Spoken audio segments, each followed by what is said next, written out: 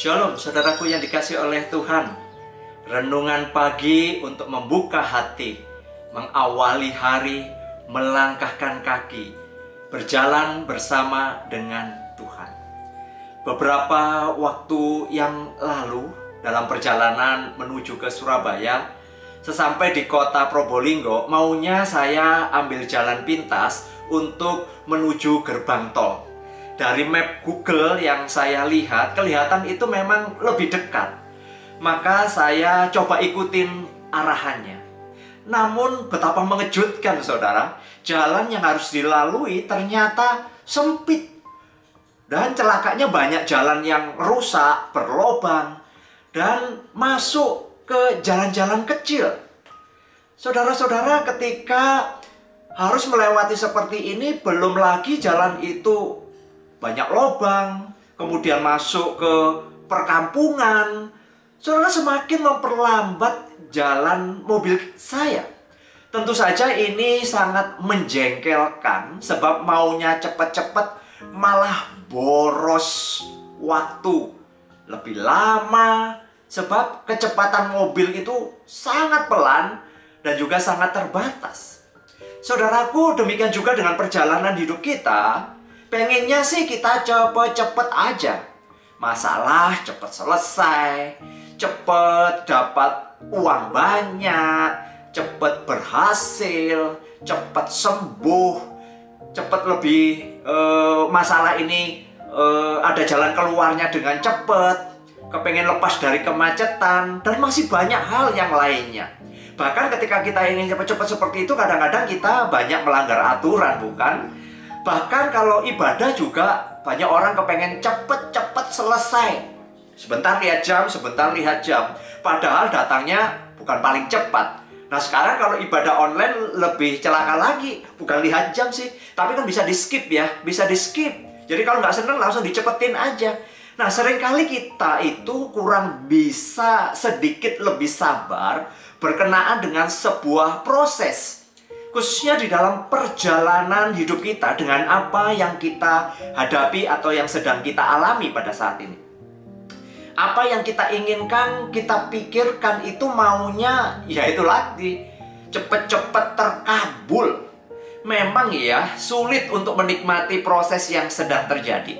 Nah saudaraku, saya tertarik ketika saya membaca satu bagian firman Tuhan, khususnya di dalam kitab Keluaran, yaitu pasal 13 ayat 17 sampai dengan yang ke-22. Saya akan membacakan bagi kita sekalian. Kitab Keluaran 13 ayat 17 sampai dengan 22. Demikian.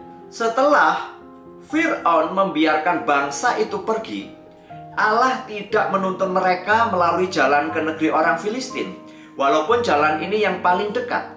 Sebab firman Allah, jangan-jangan bangsa itu menyesal apabila mereka menghadapi peperangan sehingga mereka kembali ke Mesir. Tetapi Allah menuntun bangsa itu berputar melalui jalan di padang gurun menuju ke laut Teberau. Dengan siap sedia berperang, berjalanlah orang Israel dari tanah Mesir. Musa membawa tulang-tulang Yusuf, sebab tadinya Yusuf telah menyuruh anak-anak Israel bersumpah dengan sungguh-sungguh, Allah tentu akan mengindahkan kamu, maka kamu harus membawa tulang-tulangku dari sini. Demikianlah mereka berangkat dari Sukot dan berkemah di Etam, di tepi padang gurun. Tuhan berjalan di depan mereka pada siang hari dalam tiang awan untuk menuntun mereka di jalan, dan pada waktu malam dalam tiang api untuk menerangi mereka, sehingga mereka dapat berjalan siang dan malam. Dengan tidak beralih, tiang awan itu tetap ada pada siang hari dan tiang api pada waktu malam di depan bangsa itu. Nah saudara-saudaraku yang dikasih oleh Tuhan, menarik sekali ketika kita membaca bagian ini. Lalu kemudian saya mencoba berpikir, saudara, mengapa Allah memimpin umat Tuhan berjalan memutar? Mengapa Allah tidak memimpin mereka melewati jalan pintas? Jika kita lihat di peta, ya, jalan pintas itu begitu dekat. Menuju wilayah Kanaan hanya membutuhkan paling lama 10 hari. Namun mengapa Allah membawa mereka ke padang gurun? Bahkan waktu yang dibutuhkan tidak main-main. 40 tahun. Bukankah ini seperti sia-sia? Membuang-buang waktu. Saudaraku, jalan pikiran umat Tuhan, jalan pikiran saya tentu saja tidak sama dengan jalan pikiran Tuhan. Pikiran kita akan berkata, wah itu terlalu jauh. Itu buang-buang waktu, tidak efektif, membosankan, apalagi setiap hari hanya melihat pasir, alam tandus, dan kering. Mungkin ya, kalau di padang gurun ada banyak mall, rumah makan favorit, toko-toko butik, kuliner-kuliner dari berbagai negara atau daerah, wah, tentu lebih menyenangkan. Lah ini masalahnya, ini 40 tahun di padang gurun. Iya, 40 tahun di padang gurun. Ini bukan seminggu atau sebulan. Saudara-saudaraku, mengapa Allah membawa umat untuk berjalan memutar? Dari bacaan tadi sebetulnya kita bisa melihat bahwa Tuhan lebih tahu kondisi umatnya, baik secara mental juga secara spiritual. Tuhan tahu bahwa mereka itu belum siap. Jadi Tuhan memimpin mereka melalui rute yang agak berliku, jalan memutar. Dan ini bisa disebut sebagai rute yang indah menuju tanah perjanjian. Mengapa saudara saya menyebutnya rute yang indah menuju tanah perjanjian? Yang pertama saudara, penyertaan Tuhan yang dinyatakan melalui tiang awan dan juga tiang api.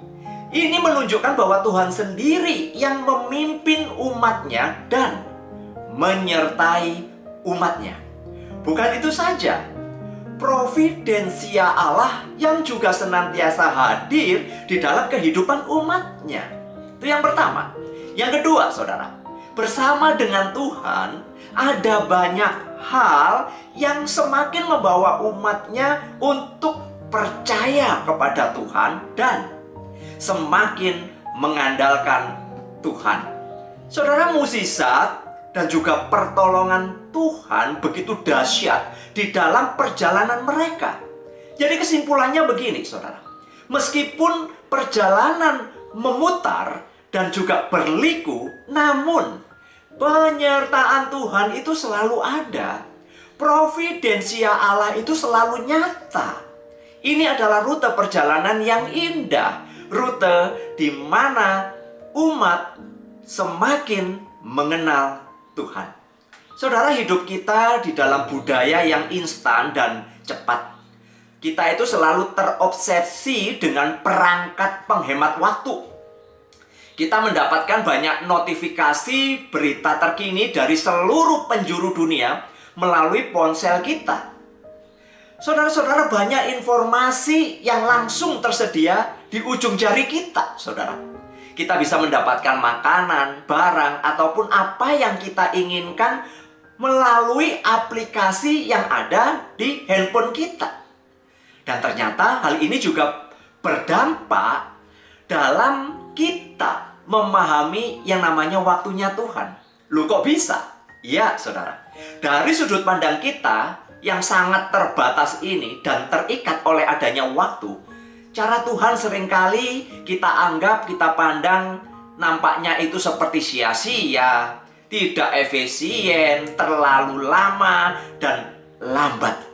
Kita menjadi tidak sabar, maunya cepat-cepat mendapat jawaban dari Tuhan. Saudara-saudaraku, jalan Tuhan memang seringkali sulit untuk kita mengerti, sulit untuk kita pahami. Kita hanya berpikir apa yang kelihatan dan menyenangkan kedagingan kita saja. Sesungguhnya kita ini kurang menikmati proses pembentukan dari Tuhan. Kita ini kurang bisa menyelami rencana-rencana Tuhan dengan hal-hal yang terjadi di dalam hidup kita. Saudara, kita itu sering tidak sabar dengan cara Tuhan, dengan waktunya Tuhan. Nah, disinilah saudara kita perlu melepaskan diri dari cara pandang yang instan dan belajar untuk memahami sekaligus menyelami cara kerjanya Tuhan. Saudara, kita harus tahu bahwa jalan Tuhan itu bukan jalan kita. Namun percayalah bahwa rute perjalanan hidup kita itu indah bersama dengan Tuhan, sebab Ia selalu beserta dengan kita. Mari saudara, kita serahkan perjalanan hidup kita hari ini ke dalam tangan kuasa-Nya, bahwa Tuhan sesungguhnya tak pernah salah saat Dia memimpin kita. Mari ambillah waktu teduh untuk kita boleh berdoa secara pribadi.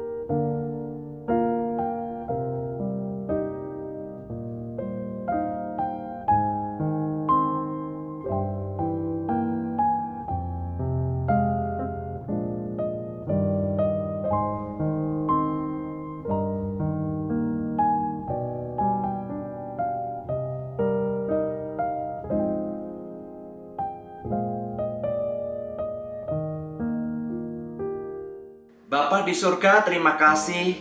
Sesungguhnya Engkau menyertai di dalam perjalanan hidup kami. Dan sampai hari ini sesungguhnya ada banyak hal indah yang sudah kami nikmati, yang sudah kami rasakan, yang sudah boleh membentuk diri kami. Namun ya Tuhan, ampuni kami kalau seringkali kami masih ingin cepat-cepat. Kadang-kadang malah tidak sabar menunggu waktunya Tuhan. Biarlah Roh Kudus menolong kami untuk boleh menikmati setiap proses perjalanan indah bersama dengan-Mu ya Tuhan. Minggu ini kami boleh memasuki bersama dengan Tuhan, dan kami serahkan sepanjang perjalanan minggu ini, khususnya hari ini, biarlah Tuhan boleh menolong, melindungi, dan memimpin kami. Terima kasih Tuhan, di dalam nama-Mu kami sudah berdoa dan kami mengucap syukur. Saudaraku, mari kita nikmati bersama-sama. Meskipun memang agak sulit untuk kita terima, kita mengerti, kita pahami. Namun ingatlah, bersama dengan Tuhan, perjalanan itu akan menjadi indah. Sebab kasih karunia, damai sejahtera dari Allah Bapa, penyertaan dari Tuhan Yesus, dan pimpinan Roh Kudus menyertai saudara-saudara sekalian hari ini sampai kedatangannya kedua kali. Amin.